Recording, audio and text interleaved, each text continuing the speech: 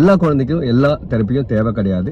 எந்த குழந்தைக்கு எந்த ஸ்பெசிபிக் டொமைன் இல்லையோ அதை மட்டும் ட்ரீட் பண்ணவே மிகச்சிறந்தது. இன்னைக்கு April 2 autism awareness day.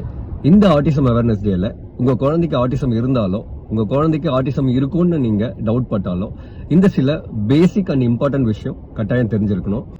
Autism 2 டைப்பா ஸ்பிளிட் பண்ணுவோம், வெர்பல் அண்ட் நான் வெர்பல் அப்படின்னு சொல்லிட்டு. இதையே அவங்களால சென்டென்ஸா டிரான்ஸ்ஃபார்ம் பண்ண முடியல அப்படின்னா இதையும் நாங்க நான் வெர்பல் ஆட்டிசம் அப்படின்னு தான் சொல்லுவோம். அப்படின்னா அவங்களுக்கு பேச்சு இன்னும் கரெக்டா ஃபார்ம் ஆகல. இந்த குழந்தைங்களுக்கு ஸ்பீச் தெரப்பி கட்டாயம் தேவை.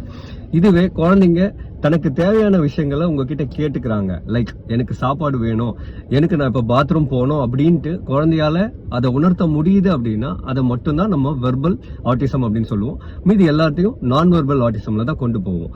இந்த நான் வெர்பல் ஆட்டிசம் என்ன பிரச்சனை அப்படின்னா இவங்களுக்கு மல்டி டிசிப்ளினரி அப்ரோச் தேவை. இவங்களுக்கு ஸ்பீச் தெரப்பி கொடுக்கணும், பிஹேவியரல் தெரப்பி கொடுக்கணும், ஆக்குபேஷனல் தெரப்பி கொடுக்கணும். இந்த விஷயத்தை வச்சுதான் குழந்தைய ப்ராப்பரா ட்ரெயின் பண்ணி இந்த நியூரோ டெவலப்மெண்டல் டிசார்டர்னு சொல்லக்கூடிய ஆட்டிசத்துல இருந்து வெளியே கொண்டு வர முடியும். இந்த ரெண்டுத்துக்கும் டிஃபரன்ஸ் தெரியாம எல்லா குழந்தைங்களும் என்ன பண்றாங்க, ஸ்பீச் தெரப்பி கொடுக்குறாங்க, ஆக்குபேஷனல் தெரப்பி கொடுக்குறாங்க, பிஹேவியரல் தெரப்பி கொடுக்குறாங்க. எல்லா குழந்தைக்கும் எல்லா தெரப்பியும் தேவை கிடையாது.